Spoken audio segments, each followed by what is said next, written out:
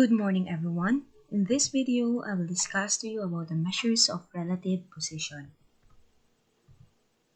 What is the meaning of measures of relative position?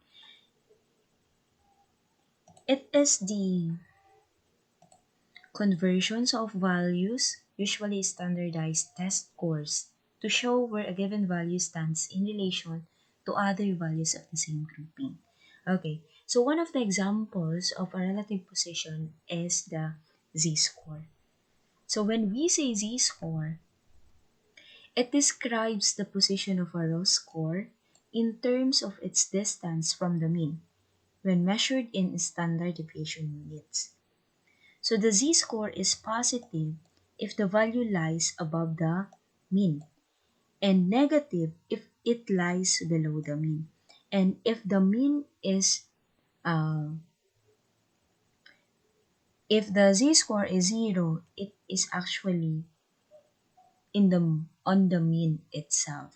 So mismo yung yung yung mean niya, yung score niya is nasa mean mismo. So for example, the mean is 8. So if the z-score is 0, meaning to say that yung 0 nun, yung mean niya mismo is 8. But if the z-score is positive and it is above the mean, above 0, then it is above the mean.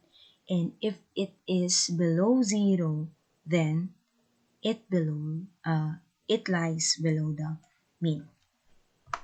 So yun yung ibig sabihin ng z-score. It is the position of a row score in terms of its distance from the mean. So the z-score for a given data value x is the number of standard deviations that x is above or below the mean of the data. The following formulas show how to calculate the z-score for a data value x in a population and in a sample. So for the population, the formula that we are going to use is z sub x, or the z-score, is equal to x minus the mean of the population over the standard deviation of the population. While in the sample, yung kinaibahan lang dito is just the symbol. And we need to determine again if it is sample or a population para hindi tayo malito sa mga symbol.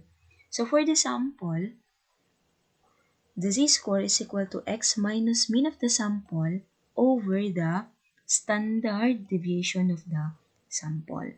Okay. Let's proceed to example so that we understand well the on how to compare the z-score of the given data or of the given scores in a set of data. So here is our problem. Raul has taken 2 tests in his chemistry class. He scored 72 on the first test, for which the mean of all scores was 65 and the standard deviation was 8. He received a 60 on the second test, for which the mean of all scores was 45 and then the standard deviation was 12. Okay. So in comparison to the other students, did Raul do better on the first test or the second test? So let us determine if Raul do better on the first test or he did well on the second test. So first, let us find what are the given in that problem. So in the first test, he scored 72. So we let 72 as x, which is the score of Raul. And the mean for all the scores of in that class is 65. And then the standard deviation is equal to 8. So ito yung given natin sa first test. Well, in the second test, he scored 60. So we have, he received a 60 on the second test. Andito.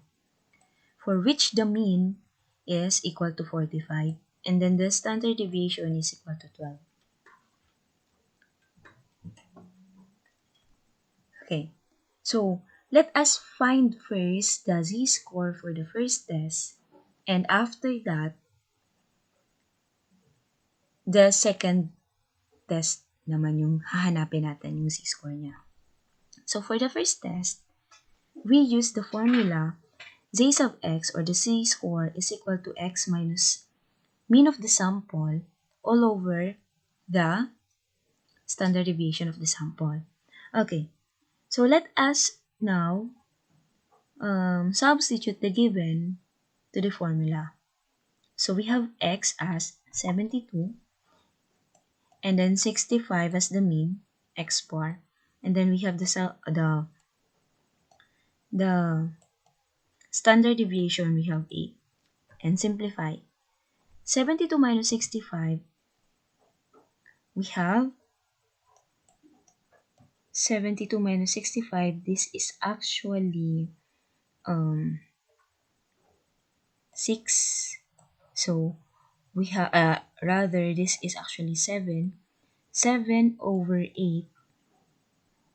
So 7 divided by 8 is actually 0.875. So yun yung z-score natin sa first test. While in the second test, we substitute second test to the formula. 60, which is the score that he got, and 45 is the mean, and then the standard deviation is equal to 12. So 60 minus 45, this is actually 15. So 15 over 12, so we have the z-score is 1.25. So for the second test, meron siyang 1.25. And as you can see, they are all both positive. So since the z-score for each test is above 0 or above the mean, Raul scored 0.875 standard deviation above the mean on the first test, and 1.25 is also positive and it is above also the mean. These scores indicate that, in comparison to his classmates, Raul scored better on the second test than he did on the first test.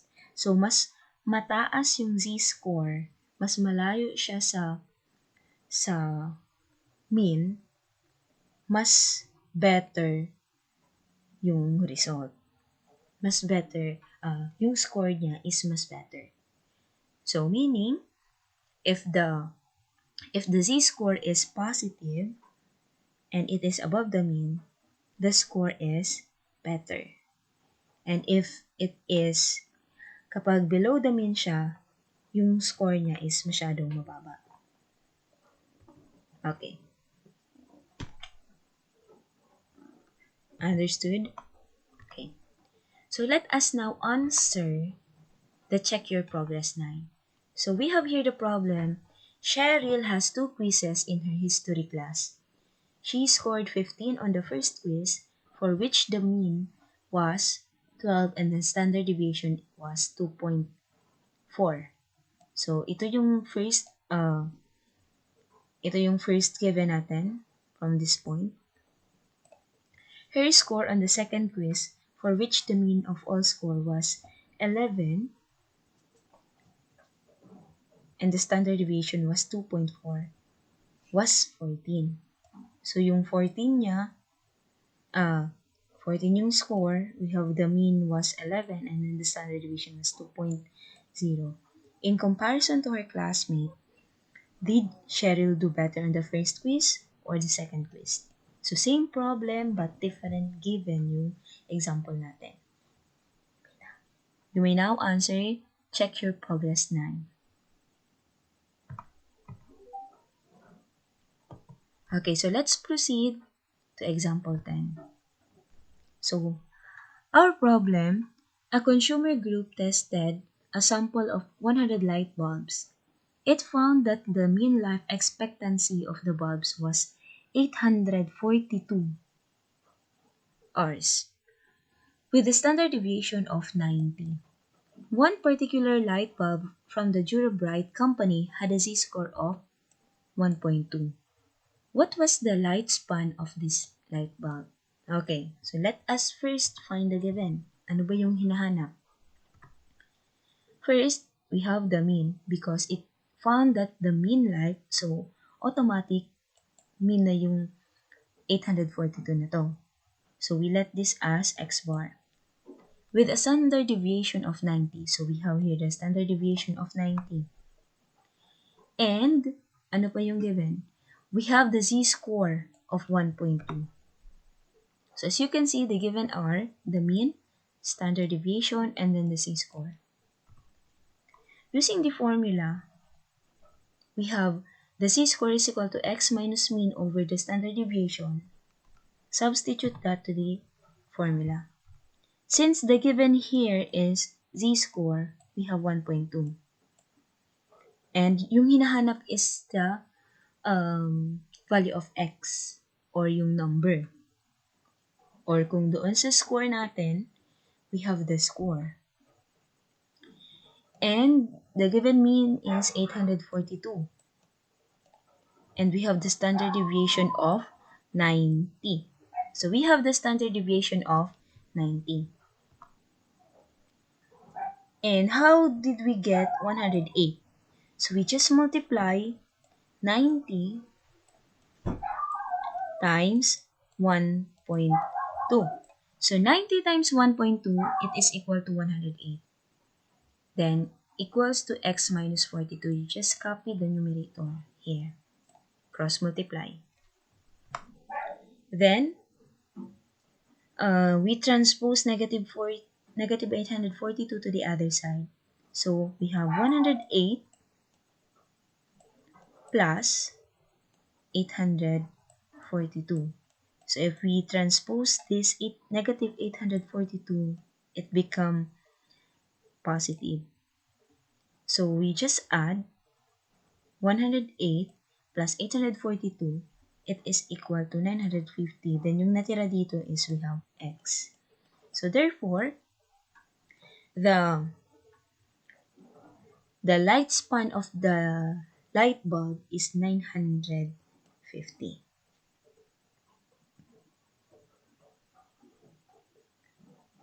What if the given data,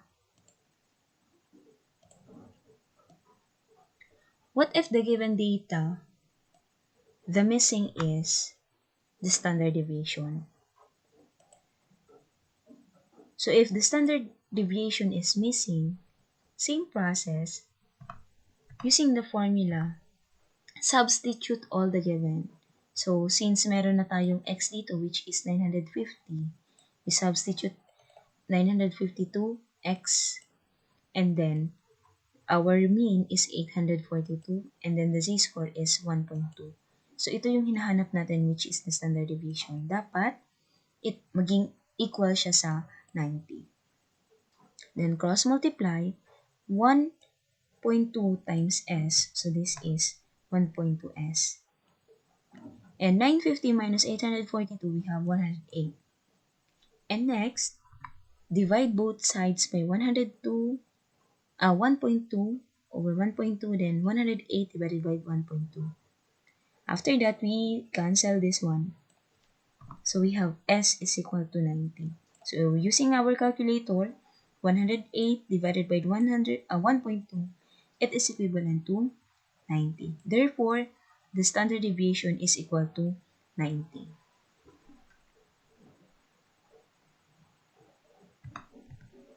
So answer the check your progress then on your module.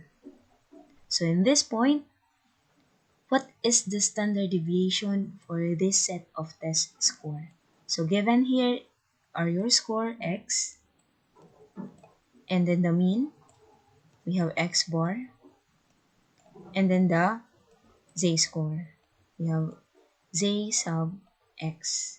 And then yung hinahanap dito is the standard deviation. Yun yung missing niya.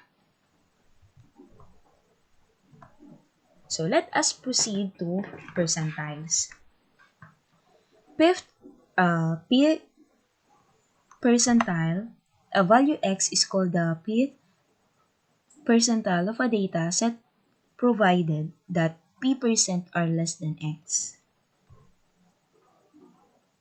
So we just use examples. So let's have an example. According to the US Department of Labor, the median annual salary in 2003 for a physical therapist was $57,720. If the 85th percentile for the annual salary of a physical therapist was 71,500, find the percent of physical therapists whose annual salary was.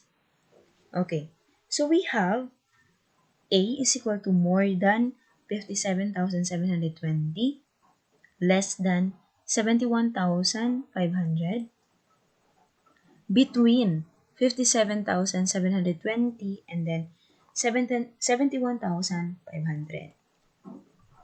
Okay. Our solution, by definition, the median is the 5th percentile. So meaning, pag median siya, this is actually our 50th percentile. Therefore, 50% of the physical therapists earned more than 57,720 per year. Next, because 71,500 is the 85th percentile, so we have 85th percentile. Therefore, 85% of all physical therapists made less $71,500. $71,500. Okay. And for letter C, between 57,720 and 71,500, we just subtract 85% minus 50%, it is equal to 37%. Meaning to say, it is equal to 35%. Meaning to say that 35% of the physical therapists earn between $57,720 and $71,500. So, ganun lang po siya. So, tatandaan that the median is the 50th percentile. So, meaning to say this is 50%. And we have here the given 85th percentile. 85th percentile is actually 85%. And to get the percentile, the percent between the given amount, you just subtract 85 minus 50, so meaning that 35% of the physical therapists earn between 57,720 and 71,500.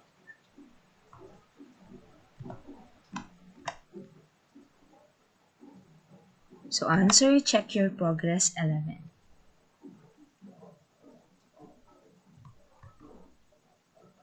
So we have another example to find the percentile for a given data value.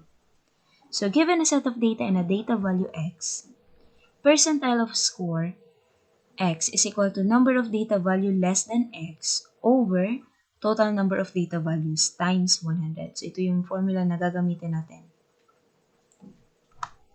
Example. Find the percentile. So on a reading examination given to 900 students, Elaine's score of 602 was higher than a score of 576 of students who took the examination. What is the percentile for Elaine's score? So find the given. We have percentile is equal to number of data value less than x over total number of data values times 100. Okay. So since si Elaine ay nakakuha ng score na 602, higher than the score of 576 of students. So, 576 students over 900 students times 100. So always multiply it by 100 to get the percentile of a given set of data. And percentile is equal to 64. Therefore, Elaine's score of 602 places her at 64th percentile. So ibig sabihin, from 900 students, yung score niya was higher ng 602 from 576 of students who took the examination. So meaning that Elaine's score of 602 places her at 64th percentile. So yun lang gagawin natin. You just use the formula in finding the percentile of a given set of data. So answer your check your progress 12. So on examination given to 8,600 students, Hal's score 405 was higher than the score of 3,952 of the students who took the examination. So what is the percentile for Hal's score? Okay. So let's proceed to the quartiles. If the percentile is pinag-uusapan natin is the percentage actually of the given set of data, dito sa quartiles, it is the partition that rank data set into 4 approximately equal groups. So it is called the quartiles. So, 4 na partition. So the three numbers Q1, Q2, and Q3, that partition is ranked data set into 4 equal groups are called the quartiles of the data. So for instance, for the data set below, the values Q1 is equal to 11, Q2 is 29, and Q sub 3, quartile 3 is 104 are the quartiles of the data. So we have here. So it is divided into, or it is partitioned in a ranked data set into 4. So ranked data set, so we need to rank them from smallest to greatest and find the quartiles of each. So quartiles, ibig sabihin 4 na partition. So we have 1,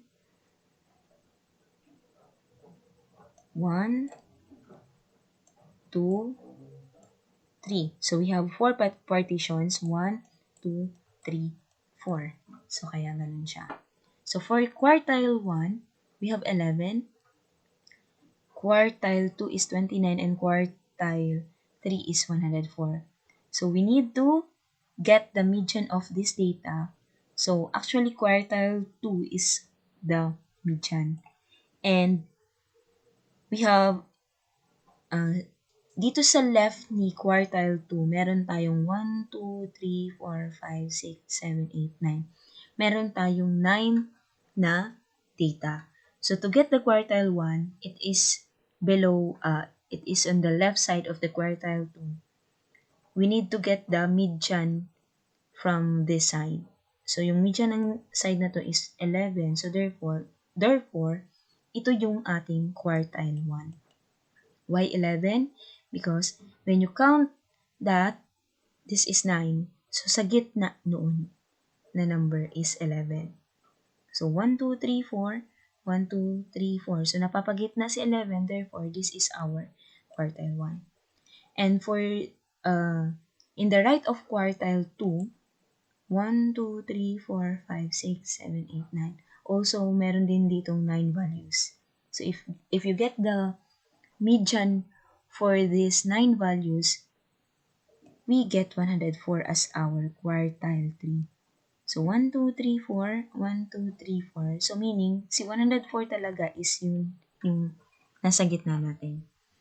Ay nasa gitna nitong data na to. Therefore, this is the quartile 3. So ganun lang siya in a group data to find the quartiles in ungrouped data.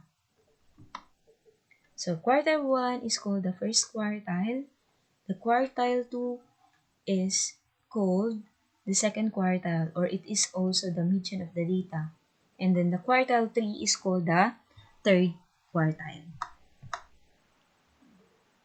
The median procedures for finding the quartiles: first, rank the data.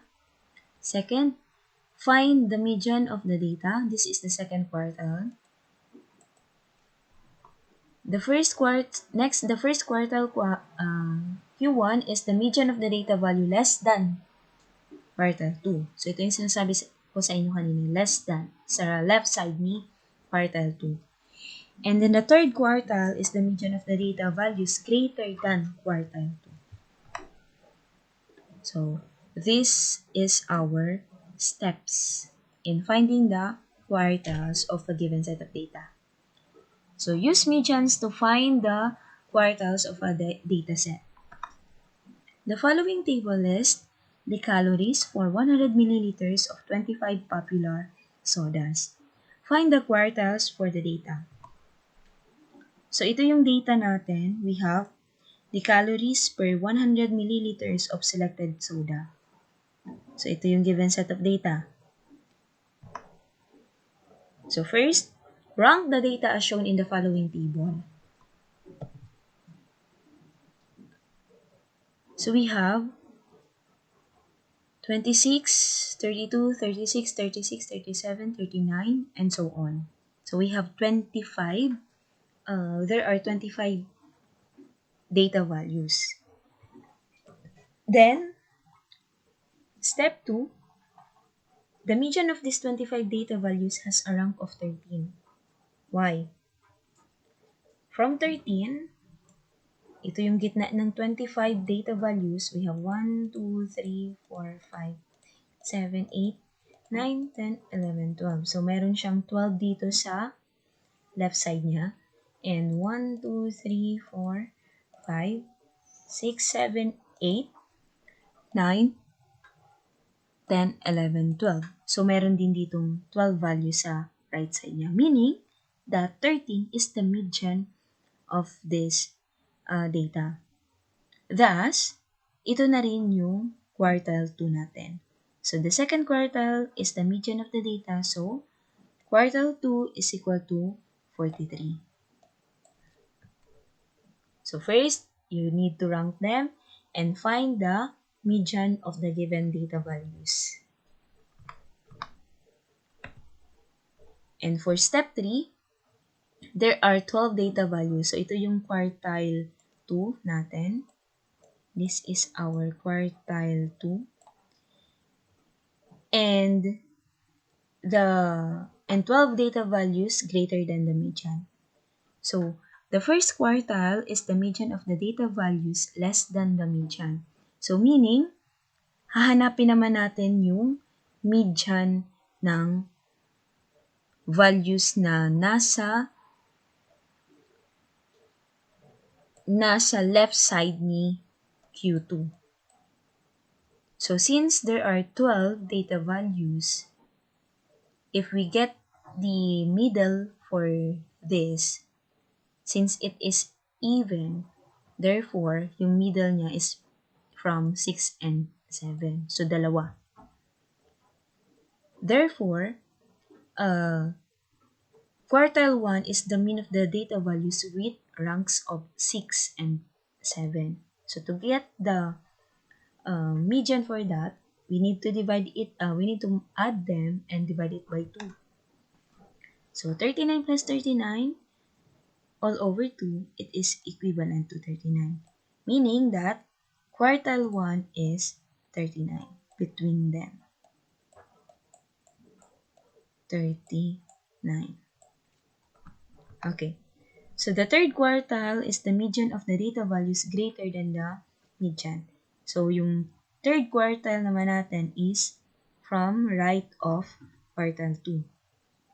So, ito siya. Thus, quartile 3 is the mean of the data values with ranks of 19 and 20. Sige, bilangin natin. So, there are 12 data values. So 1, 2, 3, 4, 5. 1, 2, 3, 4, 5, 6. Parehas 6. So meaning to say that the mean of the data values with ranks of 19 and 20 are the Q3. So we need to add them. 50 plus 53, we have 103 divided by, so this is equivalent to 103. 103. So 103 divided by 2, we have 51.5. Therefore, Q3 is equal to 51.5. So between 19 and 20, so we have 51.5. This is our Q3 or the quartile 3. Understood? So you may now answer the check your progress 13 and then the activity 5 for measures of relative position. I hope that you really understand the lesson. Thank you and God bless.